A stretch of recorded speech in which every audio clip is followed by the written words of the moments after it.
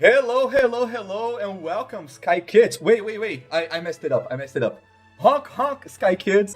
This is to have a talk with a very special guest, you guys.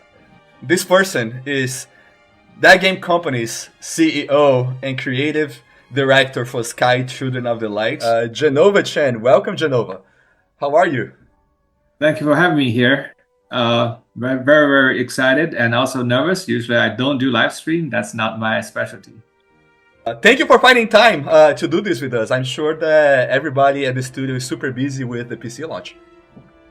Yeah, it's Sky has been a game we've developed since 2012. So it's been 12 years in the making, and finally we're on the PC platform.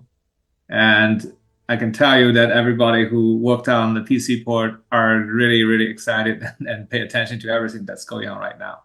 And that's why I really appreciate you being here with us, Jenoヴa. It's not very common to have the CEO of the studio to come in and have this time of connection with fans alike, Sky children alike, and I'm sure that's really important. A lot of these people have been really expecting a moment to have a live moment with you. So my appreciations to you in their name. And there you go, bunches of hearts. We're seeing all of those hearts. Thank you so much. And I mentioned this before, but the company, That Game Company, started back in 2006 because of you guys, the gamers who played our game and write the letter to encourage us to found the company. And ever since, we've been making games for you. And thank you for your support. Thank you for the hearts. We survived for 18 years and we're going strong. That's a great segue, Jenoヴa, for us to get started. So it's been a while, 2006, of TGC as a gaming studio, right? And so how has Sky as a game and TGC as a studio evolved within this time?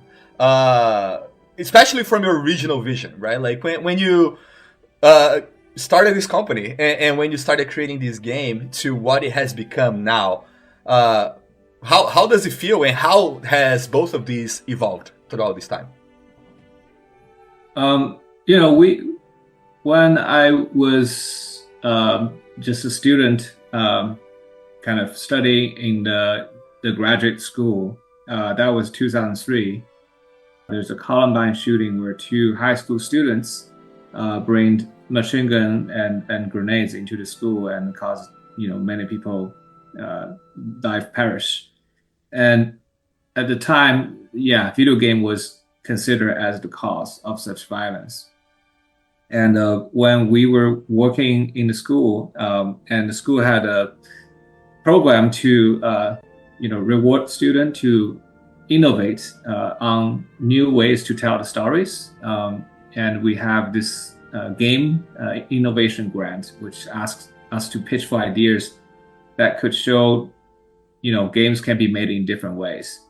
And so starting from that project, we worked on this game that's not violent, the reverse of violence, not addictive, and we focus on making the player feel a positive feeling rather than destroying things. We're actually healing the world somehow, and that was an experiment project. But many people who played our game told us that they cried for the game. We were all very shocked because in 2004, 2005, people don't associate video game as something that will make people cry for a good reason. And it was those players who's touched by our game. They wrote very heartfelt letter to us, telling us, sharing a little bit about their life and how our game is changing their well-being, and how we should really start a business to show, and through like commercial games, to show the world that games doesn't have to be always about fighting and competition, that it could be a force of good, and it could be considered as liberal arts, and make people's life better. That that was just very inspiring. And, we pretty much dropped everything just to follow the request from the players and try to start a company before we even graduate. And that's how that game company started. And till this day, I still feel we are, working hard on achieving what our players asked us 18 years ago. Yeah. And how about Sky, right? Almost 5 years old across all major gaming platforms, right? Like, has your vision for Sky come to fruition? How has that vision evolved to what it is now? Yeah, so honestly, I grew up playing games since very young age, and as a gamer, I'm also an introverted person. Game is pretty much the medium that make me feel not alone. I made many friends through video games.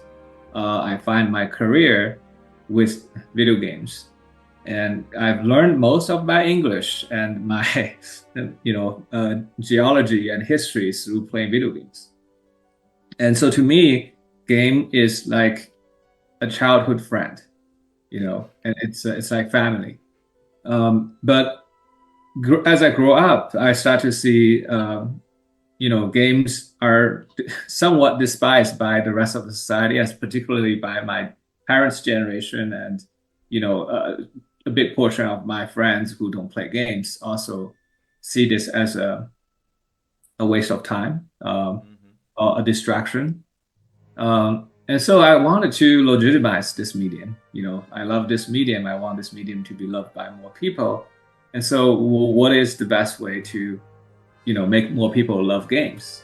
By making another game that you already love to play?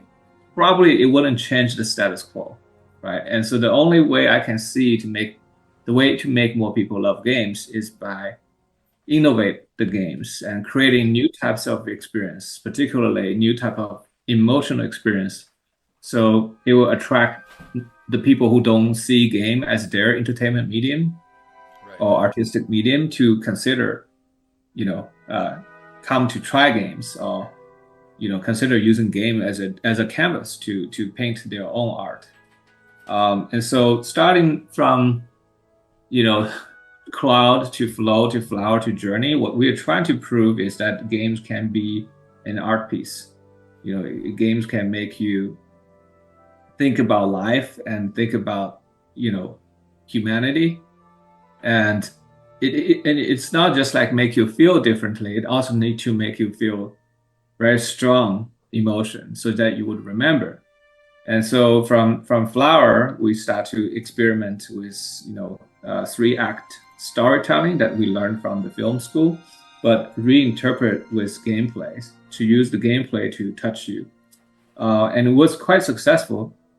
And so when we moved from flower to journey, we focus on whether we can do the same emotional impact, but happening among multiple players.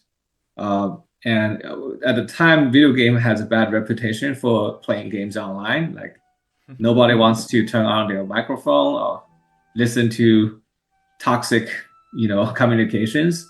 And so we were thinking, can we potentially, not only touch the players and let them have an emotional experience shared together, but also, create a positive connection between people rather than a toxic connection.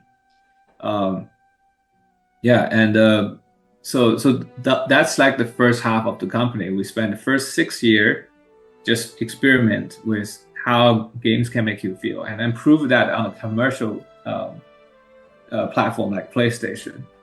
And then what happened after Journey till Sky? There's a huge gap of the rest of 12 years. A lot of people thought we just disappeared, or maybe the company has bankrupt or something, right?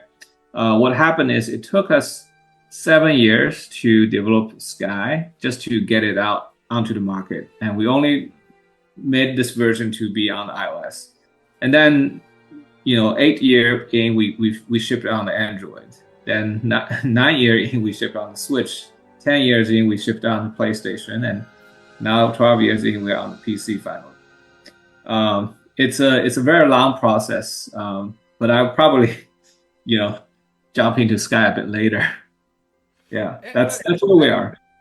And that's fascinating. Has the vision changed? Like, is it more than you thought it could have been from the original sketching on your books? How did that progress for Sky?